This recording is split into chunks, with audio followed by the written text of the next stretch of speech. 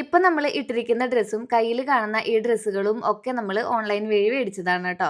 എനിക്ക് വീട്ടിൽ നിൽക്കുമ്പോൾ ഭയങ്കര കംഫർട്ടബിൾ ആയിട്ട് ഡ്രസ്സ് ഇടണം. അല്ലെങ്കിൽ വല്ലാത്ത ഒരു ബുദ്ധിമുട്ടും ഒരു വീർപ്പുമുട്ടലും ഒക്കെയാണ്. അപ്പോൾ ഈ ഡ്രസ്സ് നമ്മൾ ജസ്റ്റ് ഒന്ന് കുറച്ചും കൂടെ നല്ല രീതിയിൽ സ്ലിറ്റ് മുകളിലേക്ക് കയറ്റിയടിക്കാൻ പറ്റുന്ന രീതിയിലാക്കി എടുത്തിട്ടുണ്ട് ഞാൻ.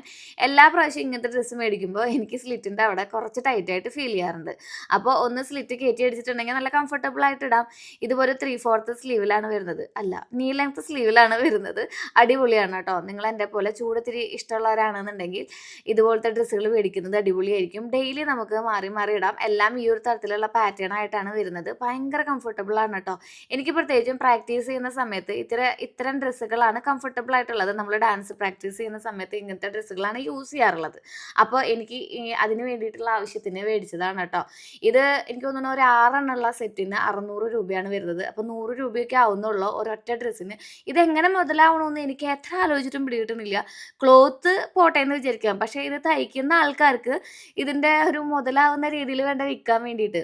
എന്തായാലും അവർ മെഷീനിലൊക്കെ കട്ട് ചെയ്തെടുക്കുന്ന കാരണം കൊണ്ടായിരിക്കും ഇത്ര വില കുറവിൽ കിട്ടുന്നത്. ദാ ഈ കാണുന്ന പിങ്കാണ് എൻ്റെ ഏറ്റവും ഫേവറേറ്റ്.